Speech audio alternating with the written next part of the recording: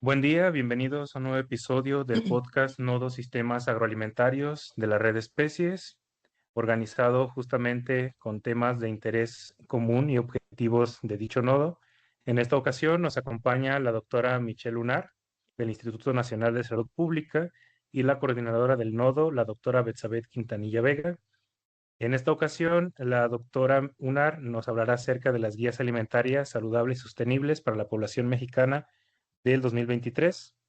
Para esto me permito hablar acerca de la doctora Michelle Lunar, dando un pequeño resumen de su trayectoria. Ella es doctora en Ciencias en Nutrición Poblacional y maestra en Economía de Salud Pública. Es jefa del Departamento de Nutrición Materna del Niño y del Adolescente en el Instituto Nacional de Salud Pública y miembro del Sistema Nacional de Investigadores Nivel 2. Su investigación se centra en la generación de evidencia y la incidencia en políticas públicas para la prevención y reducción de la mala nutrición, el costo-beneficio de intervenciones de nutrición y la transformación del sistema alimentario para promover dietas saludables y sostenibles para las personas y el planeta. Fue co-investigadora en la actualización de guías alimentarias saludables y sostenibles 2023 para población mexicana, liderando el componente de impacto ambiental y costo de la dieta, así como el desarrollo de las canastas normativas. Actualmente lidera proyectos relacionados con alimentación saludable y sostenible, el costo, precios e impacto ambiental de la dieta y la protección de la lactancia materna, entre otros proyectos.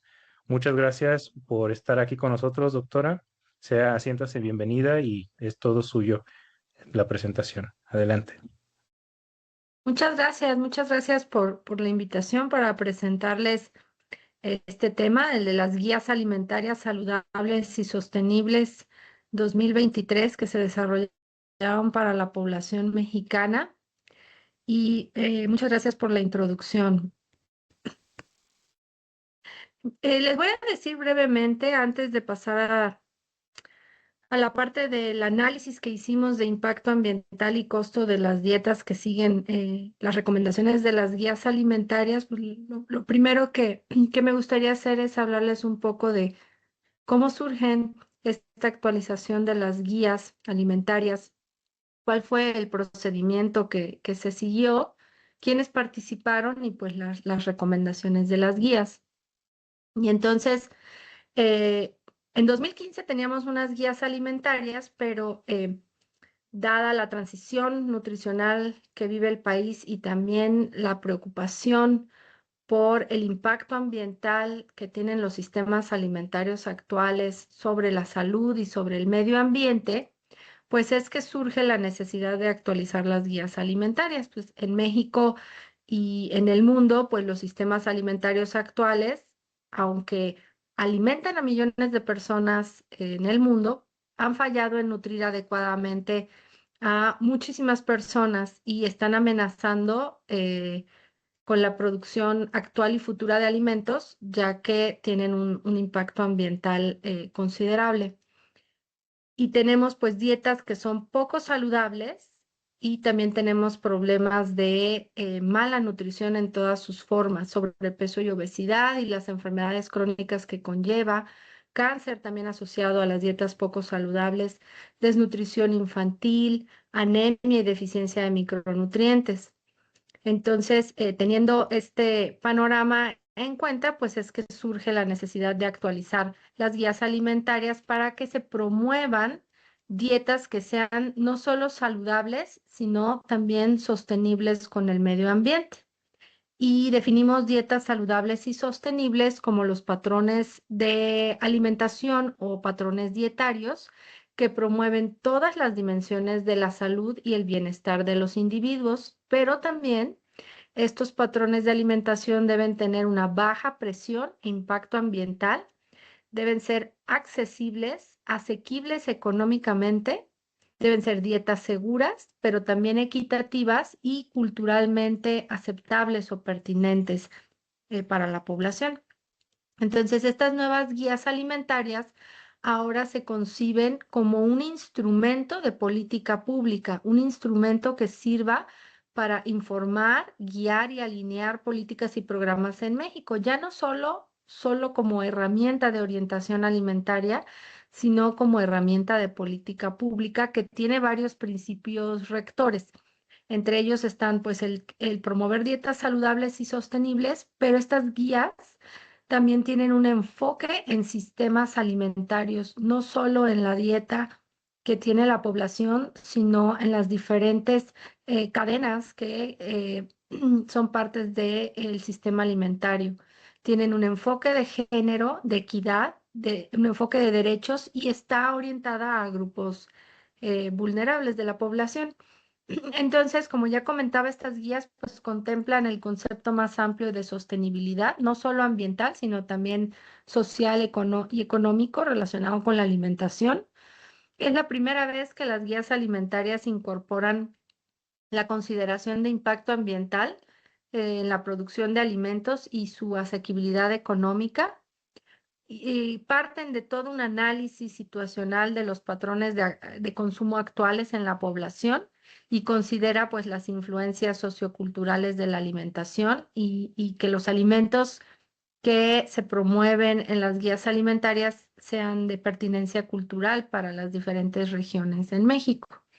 Entonces, bajo esta nueva definición más amplia o concepto más amplio de guías alimentarias propuesta por FAO, pues como ya les comentaba, estas guías tienen recomendaciones multinivel para delinear lo que son las dietas saludables y sostenibles, alinear políticas y programas relacionadas con alimentación, con producción de alimentos, con educación, con medio ambiente y pues también como instrumento de orientación a la población para poder adoptar patrones alimentarios más saludables y sostenibles. Entonces hubo todo un proceso para poder actualizar estas guías alimentarias y diferentes comités estuvieron encargados. Ahorita les voy a explicar quiénes estuvieron participando en este proceso, que tuvo varias fases desde que se empezó en 2020 con la planeación de los comités y todo el análisis situacional, ya sea con análisis de las encuestas nacionales de salud y nutrición y documentos publicados nacionales y a nivel internacional. Y todos los mensajes y las recomendaciones que les voy a mostrar pues fueron validados con población, la población objetivo y también el icono, que es el nuevo plato que les voy a presentar, ese también fue validado.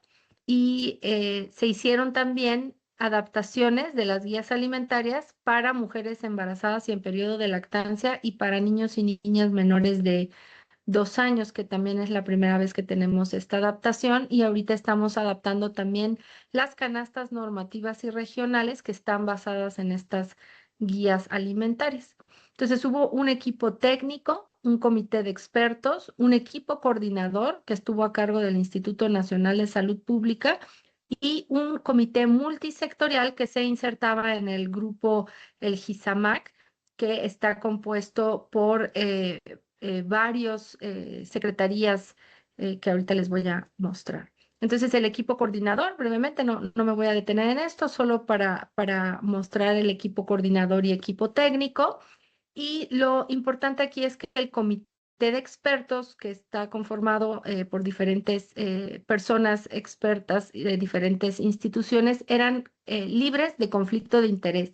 Entonces, ninguna de estas personas tenía relación con la industria de alimentos o de bebidas o la industria agroalimentaria en general y podemos decir que son unas guías libres de conflicto de interés y hubo participación también de un grupo interdisciplinario de diferentes organismos nacionales, internacionales, de la sociedad civil y de la academia. No me voy a detener a mostrar, solamente para dar un breve panorama de cómo se hicieron estas guías dentro del Grupo Intersecretarial de Salud, Alimentación, Medio Ambiente y Competitividad.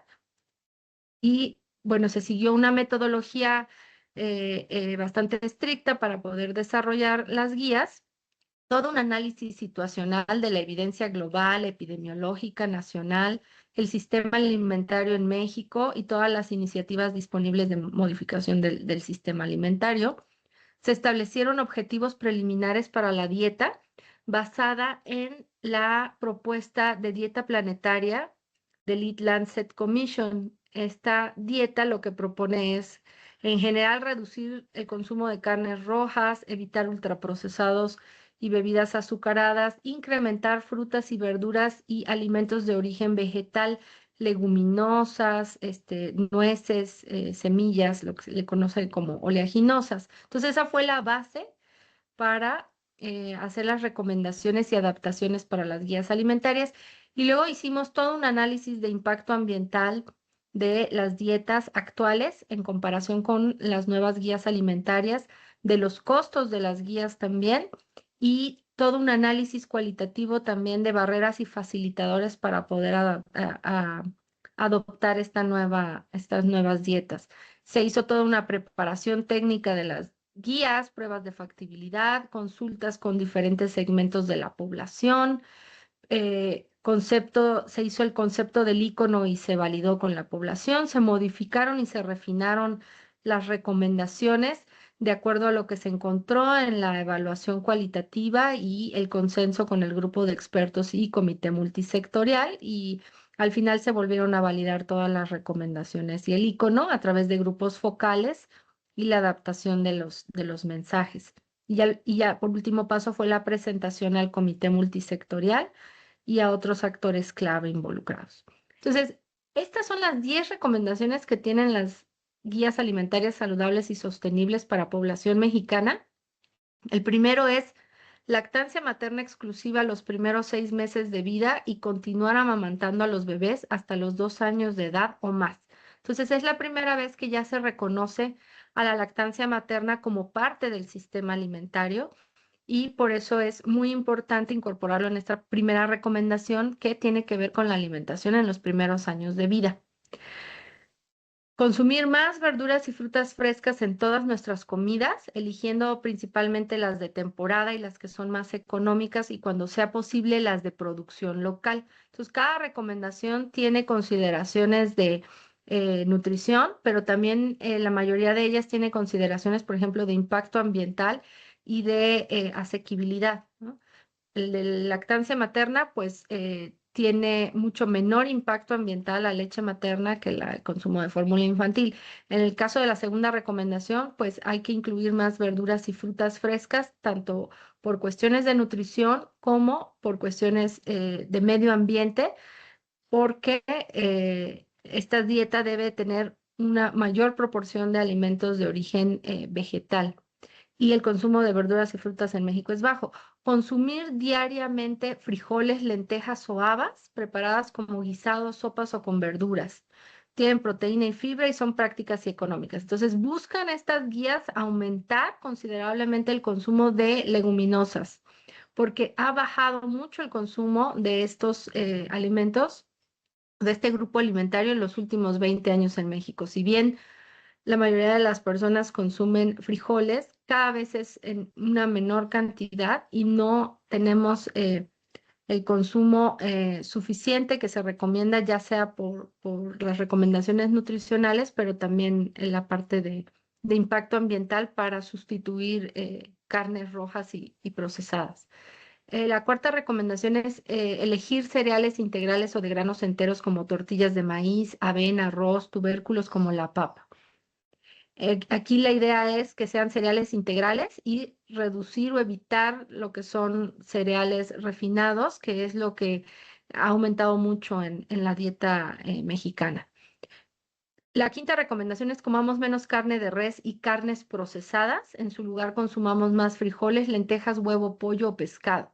Por nuestra salud y la del planeta, elijamos más alimentos de origen vegetal. Entonces, aquí no estamos haciendo la recomendación de no comer nada de carne roja, sino reducirla considerablemente. Hay recomendaciones específicas en cantidad. Les voy a enseñar las recomendaciones promedio, pero hay recomendaciones por sexo, o sea, hombres, mujeres, y por grupos de edad. Entonces, es imposible presentar ahorita todas las cantidades recomendadas para cada grupo etario, pero sí les voy a mostrar como en promedio para adultos cómo quedaron estas recomendaciones, y esta también tiene un fuerte componente medioambiental, porque la carne, vamos a ver que la carne roja tiene un fuerte impacto ambiental.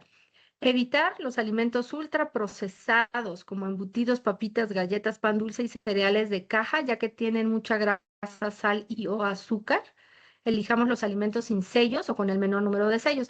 Esta también es por salud. O sea, los ultraprocesados, cada vez hay más evidencia de todas las enfermedades a las que aumentan el riesgo, como obesidad y otras enfermedades crónicas, diabetes, infartos, entre otras.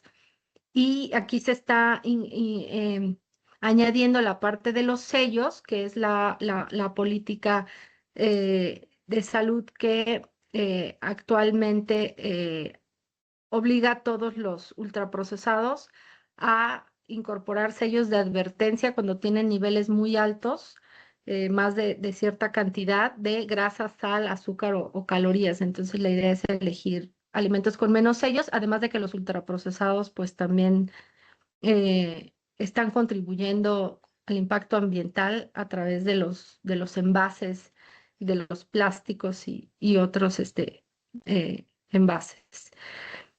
Tomemos agua natural a lo largo del día, evitar las bebidas azucaradas, evitar el consumo de alcohol. También esta es la primera vez que se incorpora en las guías alimentarias. Y la 9 y la 10 tienen que ver con hagamos más actividad física como caminar, correr o bailar.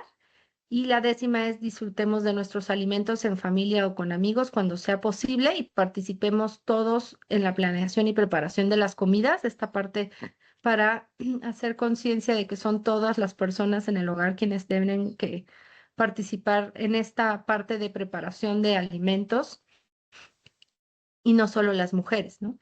Y sin desperdiciar alimentos, esto también para reducir el desperdicio de alimentos que está también muy relacionado con el impacto ambiental que tiene la alimentación y el sistema alimentario.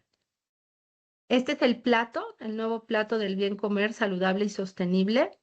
Y como verán, está basado más en alimentos de origen vegetal, con bajo impacto ambiental y frecuentemente consumidos por la población. Entonces, este se validó también con diferentes grupos de la población y busca pues también evitar los productos con sellos y las guías pues no promueven el consumo ni de ultraprocesados ni de refrescos. Y en este lugar pueden bajar el documento de las guías alimentarias. Ahora, con estas recomendaciones, como parte también del desarrollo de las guías, hicimos un análisis del impacto ambiental y del costo que tienen las dietas que siguen las guías alimentarias o las recomendaciones de las guías en comparación con la dieta promedio actual en la población mexicana. Y también comparamos contra una dieta que siguiera las recomendaciones de la dieta planetaria del Eat Lancet Commission. Entonces, ¿qué fue lo que hicimos? Bueno, usamos datos de impacto ambiental que tenemos para México, estimados a partir de datos primarios y secundarios, para más de 150 alimentos y bebidas más consumidos en México. Esa información la desarrollamos también a raíz de una tesis de doctorado en el Instituto Nacional de Salud Pública con información específica para México, donde se tienen estimaciones de uso de suelo, de huella hídrica y de huella de carbono por cada kilogramo de más de 150 alimentos y bebidas, ¿no? Para México. Por ejemplo, uso de suelo expresada como la tierra o el suelo necesario para producir 1 kilogramo de alimentos, por ejemplo, 1 kilogramo de manzanas, 1 kilogramo de carne de res, etcétera. La huella hídrica expresada en litros por kilogramo de alimento y tenemos varios tipos de huella hídrica, la huella azul, la huella verde y la huella gris, pero en este caso solo estamos utilizando la huella hídrica azul, que es la de ríos, lagos y acuíferos necesaria para producir los alimentos. También tenemos la huella de carbono, que es expresada en kilogramos de dióxido de carbono equivalentes y que esta huella de carbono y estas emisiones de gases de efecto invernadero pues están contribuyendo al cambio climático e incluyen la huella de carbono desde la etapa de materia prima, la fabricación, la distribución, el desperdicio y las pérdidas hasta llegar al consumo del alimento. Las dietas saludables y sostenibles las simulamos usando las recomendaciones de las guías alimentarias que ya les mostré y la de las recomendaciones de la dieta planetaria del Eat Lancet Commission. Y la dieta promedio en México la estimamos usando información del recordatorio de 24 horas de la ENSANUD 2016. Y los precios de los alimentos los obtuvimos de los precios promedio que publica el INEGI para estimar la inflación y que recopila de 46 ciudades en todo el país. A grandes rasgos les pongo aquí la información que tenemos de impacto ambiental promedio por grupo de alimentos. Esto es en promedio, pero tenemos la información desagregada para más de 150 alimentos y bebidas. Entonces, en general, los alimentos de origen vegetal, verduras, cereales, frutas, leguminosas, el huevo también no tiene tanto impacto ambiental y las oleaginosas son en general los que tienen menor impacto ambiental. Y en estos tres indicadores que tenemos de huella hídrica, huella de carbono y uso de suelo, y los que más impacto ambiental tienen son los ultraprocesados o industrializados, los embutidos, la carne de cerdo y sobresale la carne roja. En este caso, la carne de res, que tiene, por ejemplo, por cada kilogramo de carne de res, se emiten 61 kilogramos de CO2, ¿no? Equivalentes. Se requieren más de 20,000 litros de agua para producir un kilogramo de carne y se requieren más de 77 metros cuadrados de suelo para producir tan solo un kilo de carne. En comparación, por ejemplo, con las verduras, que solo requieren medio kilogramo, ¿no? de CO2, se emite solo medio kilogramo de CO2 para producirla y se requiere solo 700 litros para producir un kilo de verduras y un metro cuadrado de suelo, ¿no? Para comparar el impacto ambiental promedio. Entonces, teniendo el consumo promedio en México en los adultos, vemos que en general la dieta en México es muy alta en consumos de cereales con grasas y azúcares que provienen de los ultraprocesados. Tiene un menor consumo de vegetales y frutas respecto a lo que se recomienda. Tiene un alto consumo de carnes rojas y sobre todo procesadas, que es pues mucho más alto en algunas zonas del país, como en el norte urbano de México, y es no es tan alto en el sur rural. Y también tenemos un alto consumo de endulzantes o de alimentos que tienen azúcares, de alimentos industrializados y de bebidas azucaradas, y un bajo consumo de leguminosas y de nueces y semillas. Entonces, aquí estas son las recomendaciones promedio de las nuevas guías alimentarias saludables y sostenibles. Del lado izquierdo y del lado derecho tenemos los promedios para adultos de la dieta planetaria o la dieta Eat Lancet, que ambas las usamos para simular dietas en la población mexicana usando los patrones de consumo actuales de los alimentos que más se consumen por la población. Entonces, las guías alimentarias tienen una mayor recomendación de aumentar el consumo de frutas y verduras respecto a lo que se consume actualmente en la población en México. Perdón, reducir eh, el consumo de carnes rojas y procesadas. En procesadas no tenemos ninguna recomendación, es cero, porque las carnes procesadas tienen un fuerte impacto en la salud. Entonces, si se va a consumir carne roja, la recomendación es que no sea procesada. Aumentar el consumo de leguminosas y de nueces y semillas, o lo que le llamamos oleaginosas.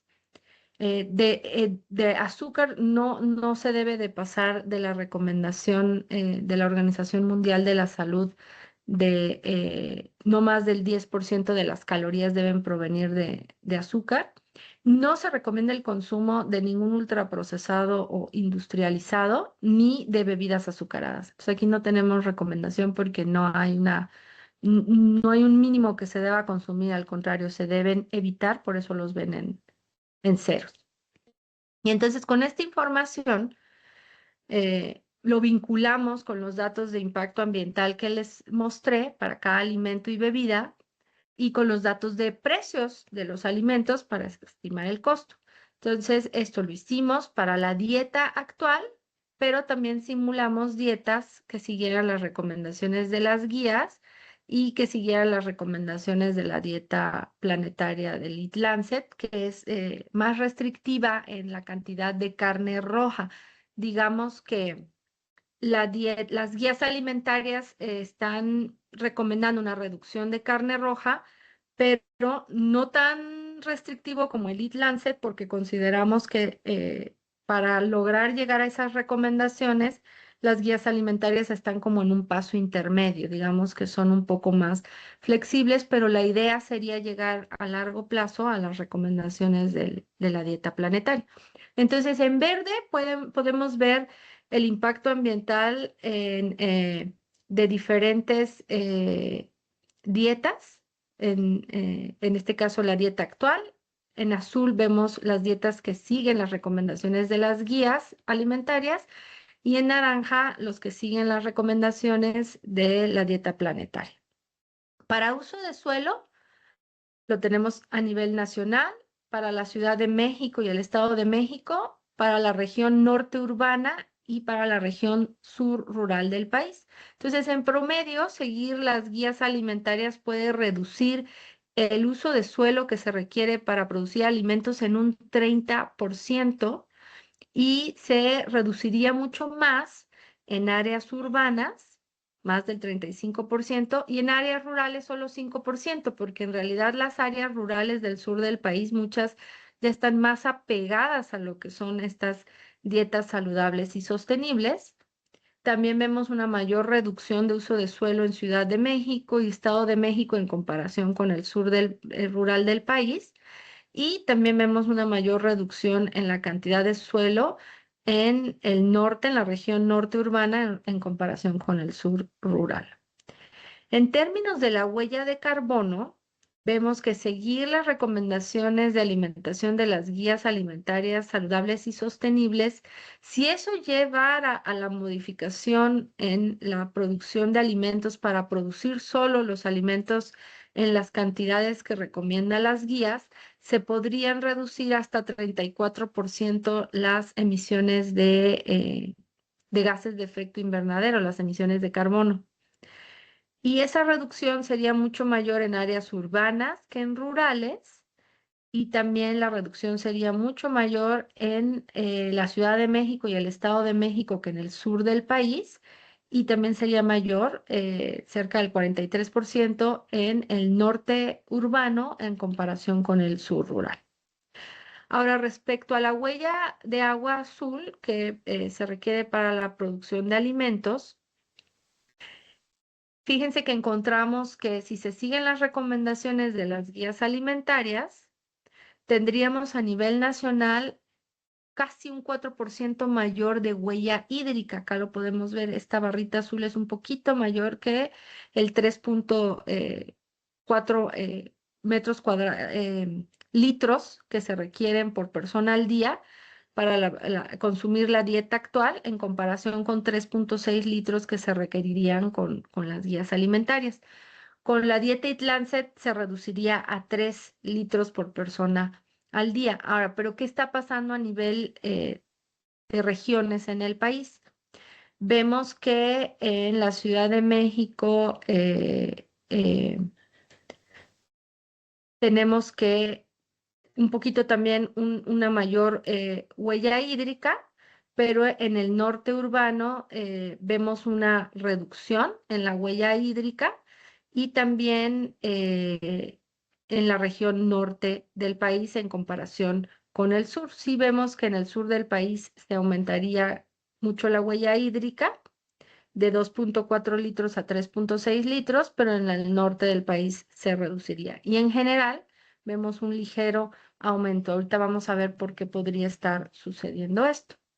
Y respecto al costo diario de las dietas saludables y sostenibles, vemos que son más baratas que la dieta actual en la población. En promedio, seguir las recomendaciones de las guías son, digamos, 21% menos costosas que las dietas actuales.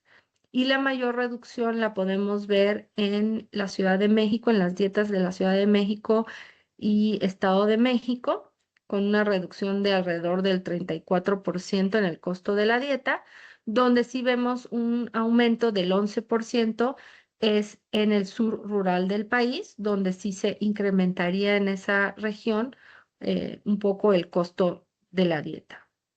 Ahora, ¿por qué podría estar en resumen pasando esto? Bueno, en general vemos que las dietas que siguen las recomendaciones de las guías son menos costosas en promedio y tienen un menor uso de suelo y menores emisiones de carbono relacionadas con la producción de alimentos que se recomiendan en las guías. Y es mayor esta reducción en Ciudad de México y Estado de México y en las áreas urbanas del norte del país que tienen mayor prevalencia de dietas más occidentalizadas. Digamos, en estas regiones se consumen más ultraprocesados, más bebidas azucaradas, más carnes rojas, y entonces al reducirse y seguir las recomendaciones de las guías, vemos una mayor reducción en el impacto ambiental y en el costo de las dietas. En las zonas rurales del sur del país, la huella hídrica y el costo de las dietas serían un poco mayor que las que vemos actualmente en la población, y esto es debido a que en esas regiones ya está más apegada su dieta a lo que son las guías alimentarias, no tienen tanto consumo, por ejemplo, de carnes rojas como en el norte del país, pero el aumento en la ingesta de nueces y semillas y de frutas y verduras no se compensa por un menor consumo de carne roja porque ya es baja en esta población, entonces eso hace que sean un poco más costosas las dietas y que se requiera una huella hídrica mayor para producir estos alimentos. Pero en general vemos una buena reducción de impacto ambiental relacionada con nuestra alimentación si seguimos las guías alimentarias y en promedio un menor costo. Y en el futuro, cuando se vuelvan a adaptar las guías alimentarias, pues tendríamos que buscar que se apeguen a lo que son ahora las recomendaciones de la dieta Eat Lancet. Ya en un largo plazo podríamos hacer un cambio mucho mayor en el consumo de carnes rojas y reducirlo a los 14 gramos al día que recomienda la dieta Eat Lancet para tener todavía mayores beneficios ambientales y en salud. En conclusión, vemos que esperamos que las guías alimentarias se puedan implementar para que la población pueda modificar sus patrones de consumo y también se puedan implementar para informar, guiar y alinear políticas y programas relacionados con alimentación, con nutrición, con producción de alimentos y los diferentes instrumentos jurídicos que puedan transformar el sistema alimentario. Entonces, va a ser utilizada como una herramienta de orientación nutricional por profesionales de la salud, pero también la tenemos que usar para hacer todas las modificaciones necesarias en las políticas públicas y poder facilitar a la población a que se muevan a patrones de alimentación y actividad física más saludables y sostenibles. Esperamos entonces que al hacer esto se disminuya el riesgo de mala nutrición y de enfermedades crónicas, se preserve la cultura alimentaria mexicana, se proteja la biodiversidad y se contribuya a la sostenibilidad del planeta. Y pues con esto termino mi presentación y dejo mis datos de contacto. Muchas gracias.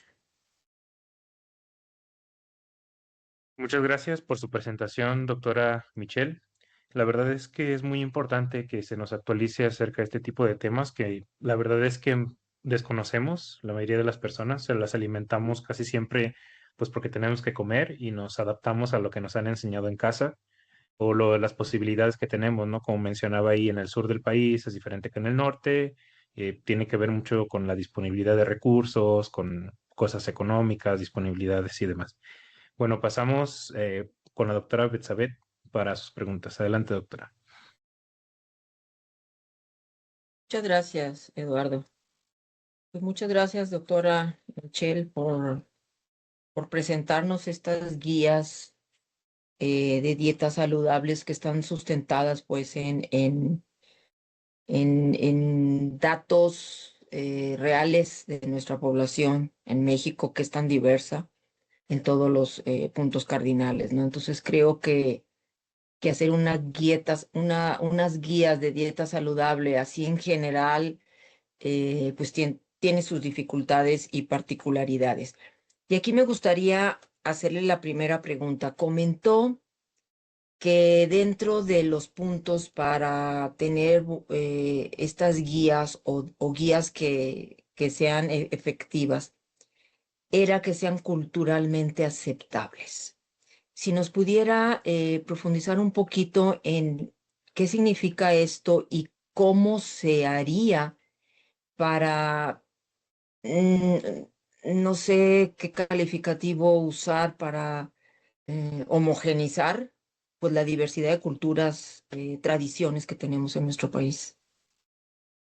Sí, muchas gracias, doctora, por la pregunta. Es una pregunta muy interesante, compleja y que estamos tratando también de abordar ahora con la adaptación de las canastas normativas en las diferentes regiones del país basadas en estas recomendaciones.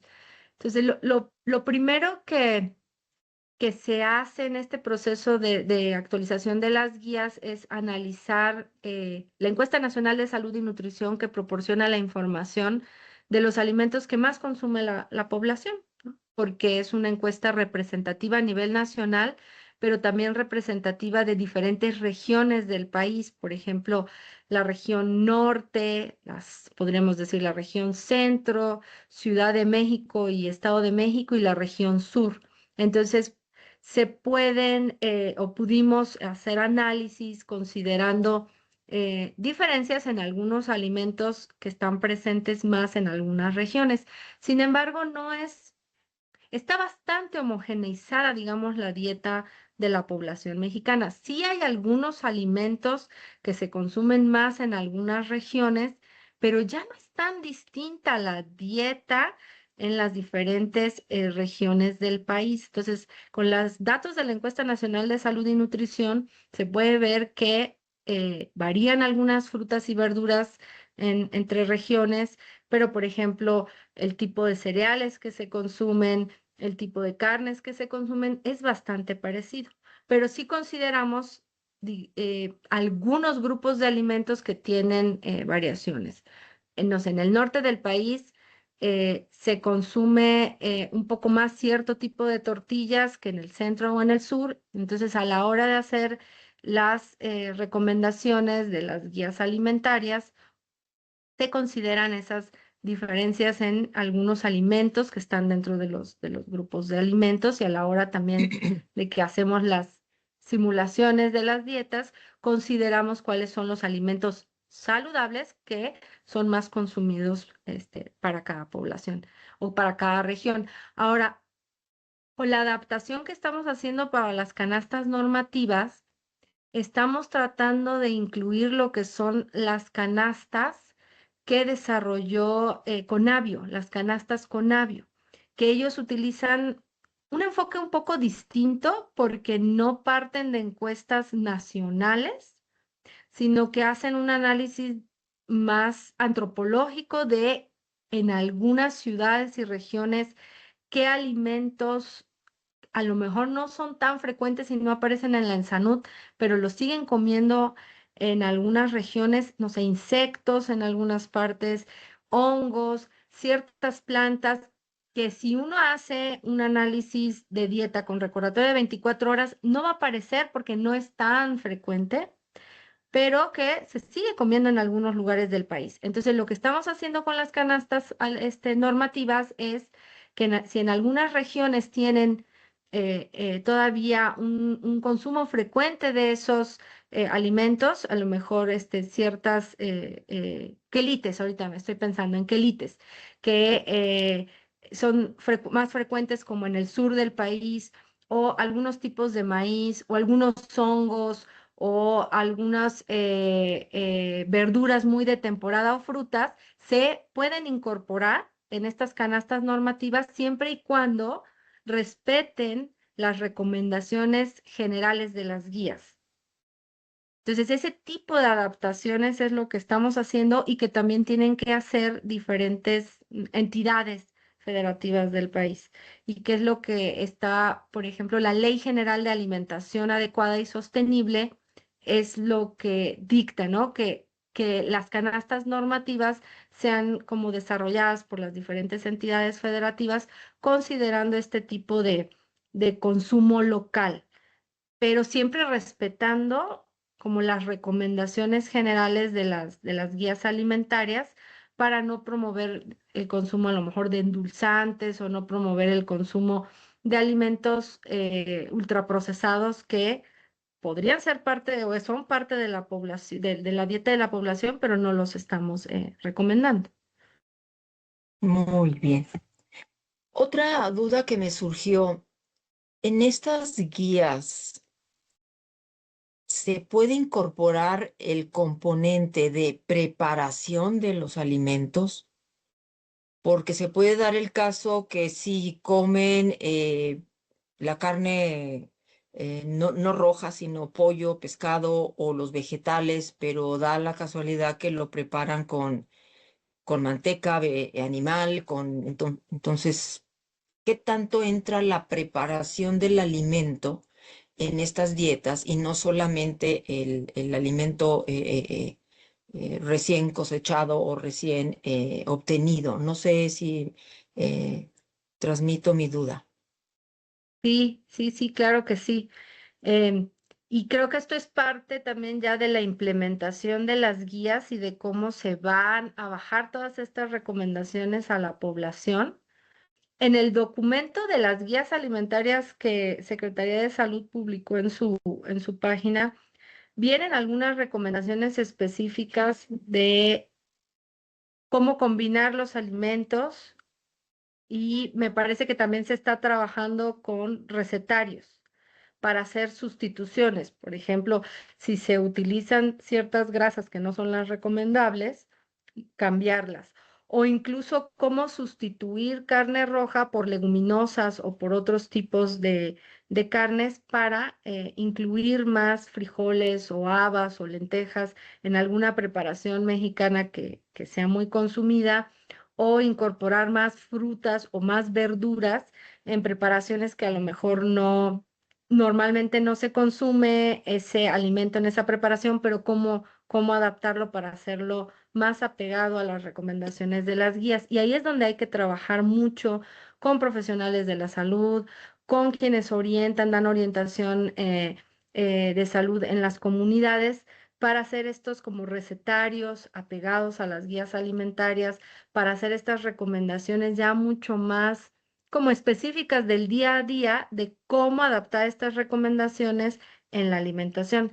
Tengo entendido que sí se está haciendo todos estos como manuales y recetarios, pero también hay mucho trabajo que hacer con las diferentes entidades federativas para que se hagan a lo mejor documentos específicos para cada región y viendo cómo se puede aterrizar esto para recomendaciones en la población.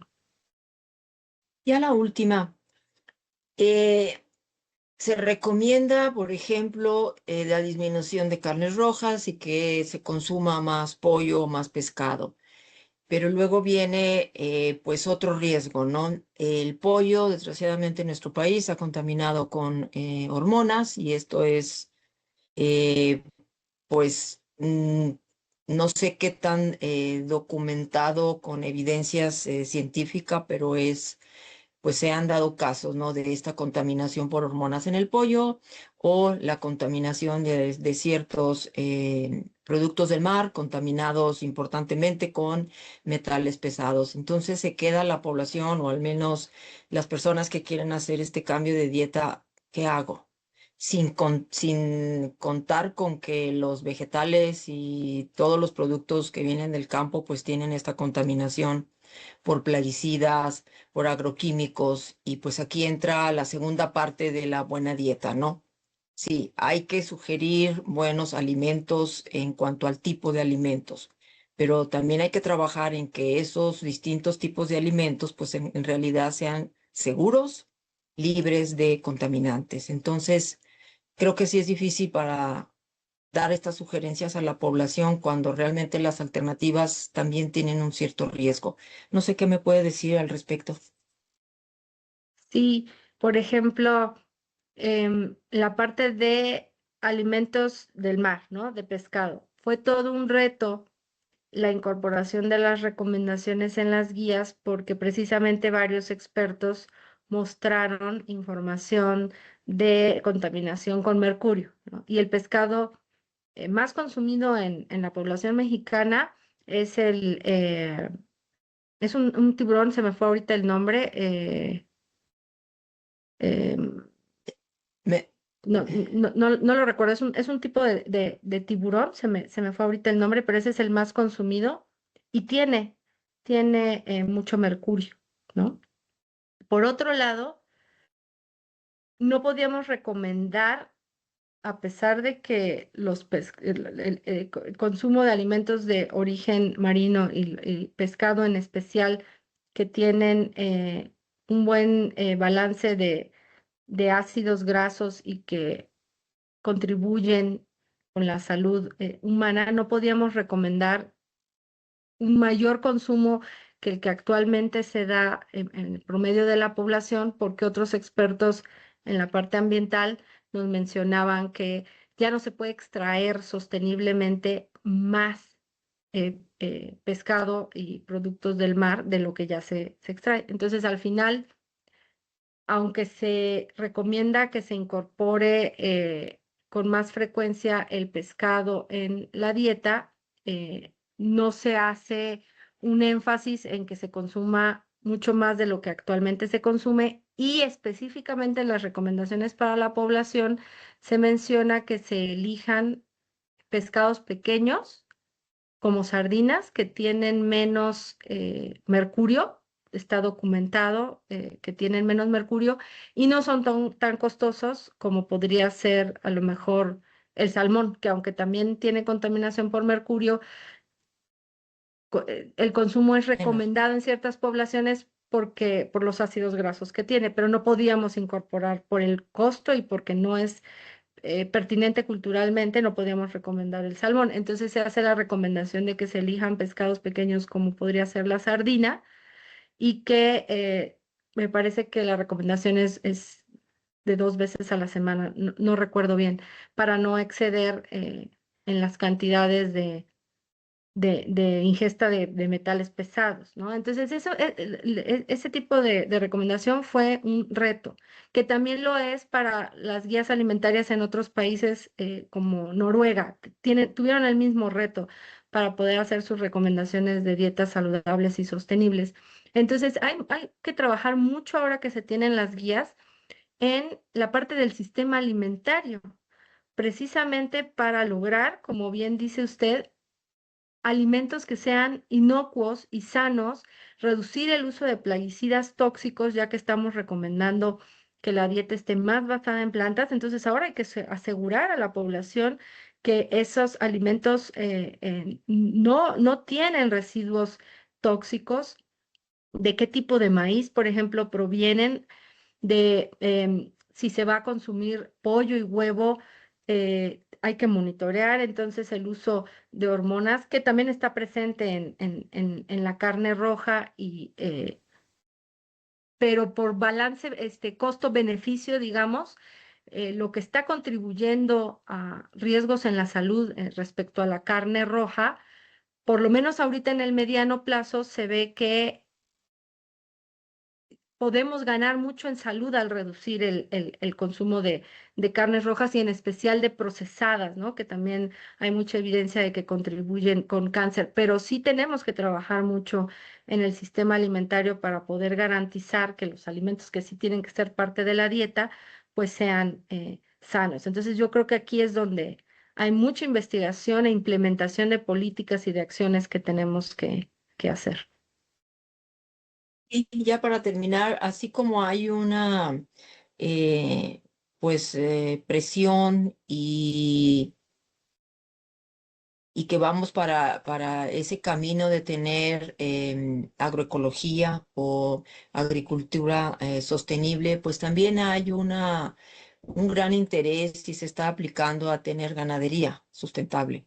Entonces, ya los ganaderos pues también están poniendo su parte, ¿no? De disminuir el consumo de forrajes, por ejemplo, y ya están produciendo en algunas zonas pues el propio alimento con los mismos desechos, el alimento para el ganado y de esta manera pues disminuir un poco esa eh, huella de carbono, aunque pues invariablemente el ganado vacuno, por ejemplo, pues va a emitir metano y esto contribuye al problema de calentamiento global.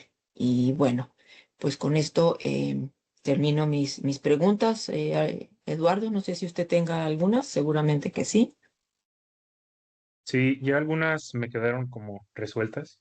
Creo que es más probable convencer al norte del país de no consumir carne, hablando de la cuestión rural y del sur, que justamente por lo que no consumen es porque a veces la economía no da para eso.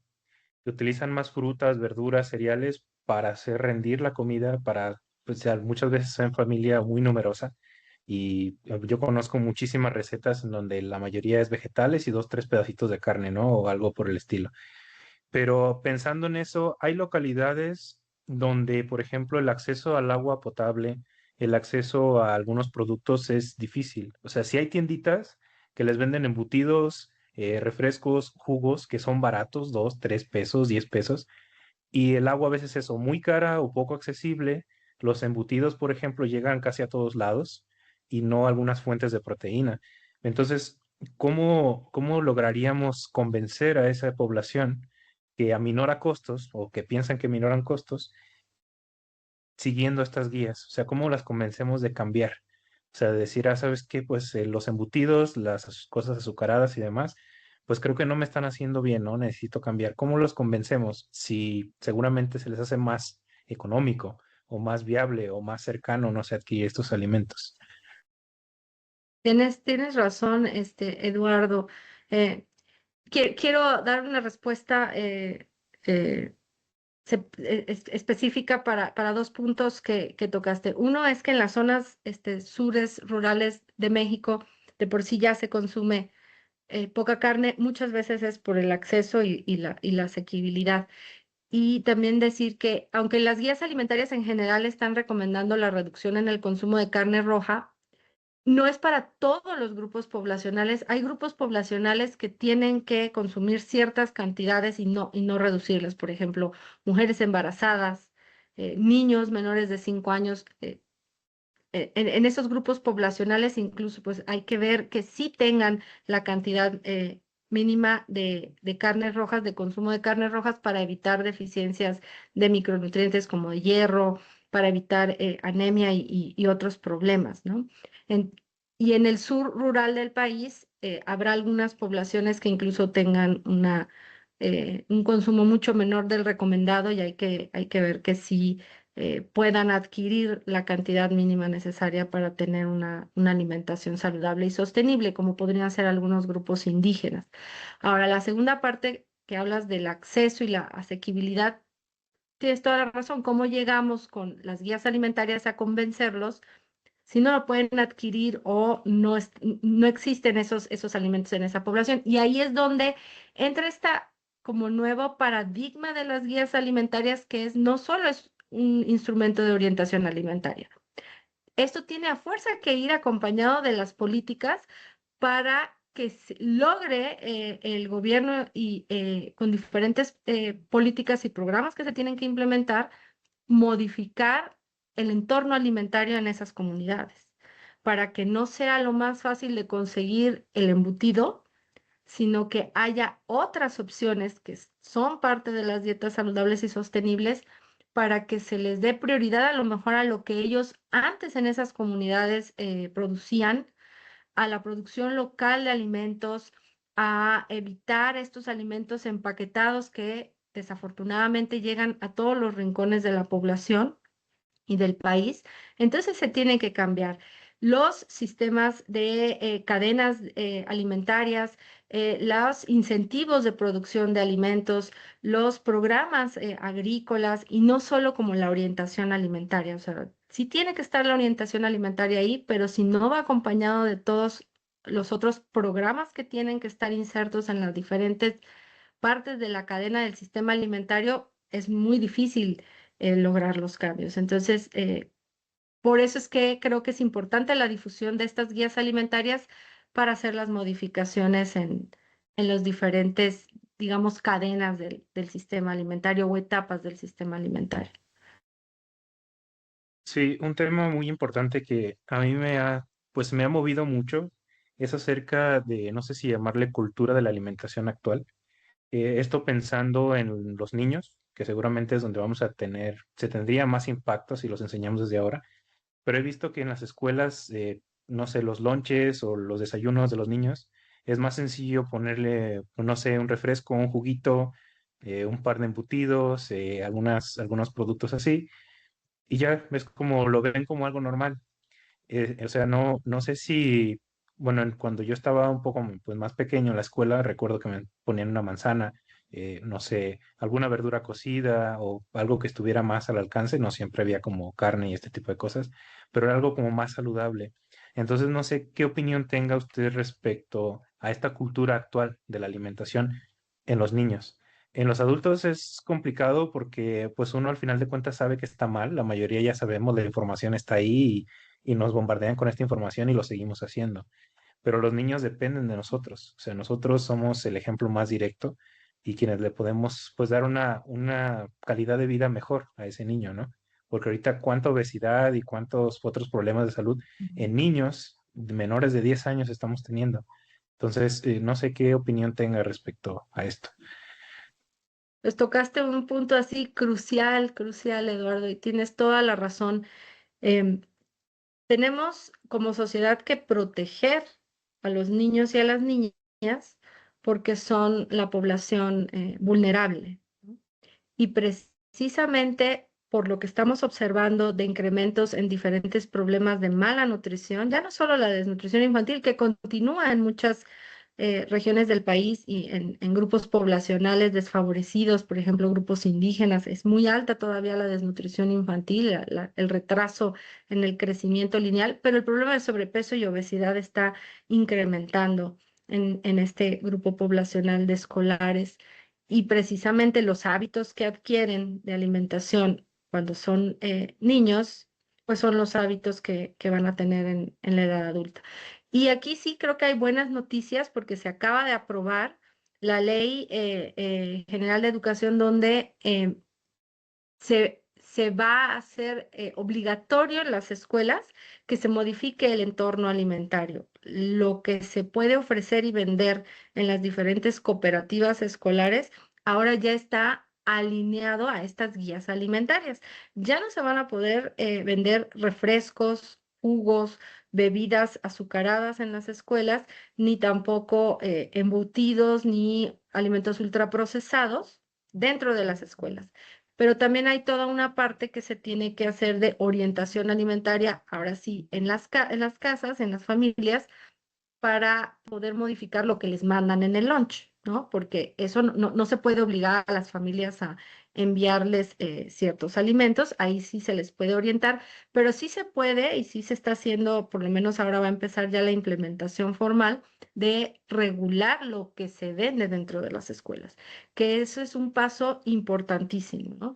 Porque a lo que están expuestos en las escuelas los niños, pues como bien dice, son alimentos que no son alimentos, son productos ultraprocesados en la mayoría de los casos que no están contribuyendo con la salud de los niños. Entonces, ese es un ejemplo de cómo una política que no es directamente del sistema alimentario, que es una política de educación, modifica el entorno alimentario y cómo las guías alimentarias ayudaron a informar cómo debía ser esta política y ahora hay que llevarla a cabo e implementarla de la mejor manera posible para que sí se modifiquen los entornos escolares. Sí, yo considero que es un gran acierto que hayan incluido la parte de la lactancia. Esto pensando justamente en la cultura igual de alimentación de los bebés. Últimamente prefieren algunos formulados lácteos, algunas papillas comerciales, algunos productos que no son del todo saludables. Entonces, esto de la lactancia creo que seguramente en otra ocasión nos podría platicar más a fondo, que es todo un tema muy interesante, pero lo considero un gran acierto, porque la verdad es que en cuanto a problemas de salud y cosas en los bebés, también está haciendo pues un increíble crecimiento, ¿no? Y es porque la lactancia, no hay una buena asesoría en la alimentación durante la lactancia, ¿no? Entonces, bueno, por mi parte eso es todo en este tema. Ahora pasamos a un punto importante que vamos a tener un pequeño espacio importante para el nodo y que es importante que quienes nos escuchan, quienes forman parte del nodo y quienes van a integrarse próximamente, que esperamos que sean muchas personas, pues están interesados. Entonces, para esto doy la palabra a la doctora Betsabe. Sí, gracias, Eduardo. Es muy interesante lo que nos acaba de platicar, doctora Nar. Y como lo hemos platicado, pues una parte de los sistemas alimentarios, pues es las buenas dietas con alimentos o de los alimentos. Y la otra parte es que la calidad de esos alimentos sea la adecuada. Y aquí entonces, pues en este nodo de sistemas alimentarios hemos identificado estas dos vertientes y con mucho gusto les comento a quienes nos van a escuchar que la doctora Unar se ha incorporado al nodo de sistemas alimentarios coordinando esta área que es de las buenas dietas para complementar pues la otra parte que son la calidad de los alimentos, de la cual pues yo seré la coordinadora. Entonces, juntas coordinaremos este nodo con el apoyo de jóvenes de la red. Ahorita está presente Eduardo Rojas. Tendremos la participación de una estudiante del Instituto Nacional de Salud Pública, que será nuestra contraparte de jóvenes en el área de buenas dietas o dietas sustentables. Entonces, le agradezco enormemente, doctora, que haya accedido pues a acompañarnos en el nodo de sistemas alimentarios de la red de especies, donde creemos que tenemos mucho por hacer, mucha responsabilidad y bueno, pues también mucho trabajo. Entonces, le agradezco de verdad su voluntad de acompañarnos y de trabajar juntos en este nodo de la red de especies y pues nos estarán escuchando en futuros en actividades y en las futuras reuniones de la red y del nodo, donde pues ya tendremos estas dos partes de nuestro nodo. Muchísimas gracias y pues a trabajar juntos. Muchas gracias, sí, muchas gracias por la invitación y claro que sí, a trabajar para que podamos colaborar todos en este nodo de sistemas agroalimentarios y poder contribuir a mejorar las políticas y la alimentación en México. Gracias. De Muchísimas acuerdo. gracias. Muchas gracias, doctora Michelle. Antes de dar por terminado pues este episodio, me gustaría que usted nos diera unas palabras finales, algo que a usted le gustaría que quedara grabado para las personas que nos escuchen respecto a la alimentación, a los buenos hábitos, algo que a usted le gustaría que tuviera un impacto respecto a todo lo que nos ha platicado el día de hoy. Sí, bueno, dado que hoy les presenté las guías alimentarias, a lo mejor algunos no sabían que la alimentación, la producción de alimentos, la forma en la que desechamos nuestros alimentos, las pérdidas y desperdicios de los alimentos, todo esto contribuye con un impacto ambiental, ¿no? Se utilizan recursos para esa alimentación y entonces nuestras decisiones también de lo que nosotros comemos cada día pueden poner un granito de arena para hacer un futuro más sostenible. Si nosotros tomamos mejores decisiones en nuestra alimentación, vamos a poder contribuir a tener una alimentación sostenible, no solo para nuestra generación, sino hay que pensar en las futuras generaciones y en el cuidado del planeta. Entonces, para todos aquellos que a lo mejor no sabían que a través de la alimentación también podemos cuidar el planeta, ojalá que las guías alimentarias puedan servir para esto. Y para quienes están interesados en esta nodo de sistemas agroalimentarios y de contribuir y de generar evidencia y de colaborar, pues únanse al nodo. Esperamos tener una participación muy activa y poder generar mucha información y difusión de todo lo que estamos haciendo en el área. Muchas gracias. Muchas gracias a usted. Agradecemos su participación, doctora Michelle Unar y doctora Betsabeth Quintanilla. Para haber terminado este episodio, pues no me queda más que agradecer a quien nos está escuchando, invitándolos a compartir el contenido, darle like, suscribirse a las diferentes plataformas y redes sociales en donde estamos subiendo este tipo de contenidos.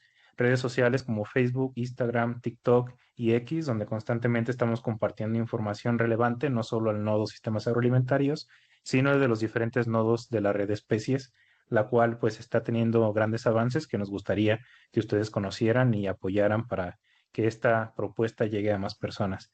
Nos vemos en un próximo episodio de Nodos Sistemas Agroalimentarios de la red de especies y muchísimas gracias. Nos vemos. Gracias. Hasta luego.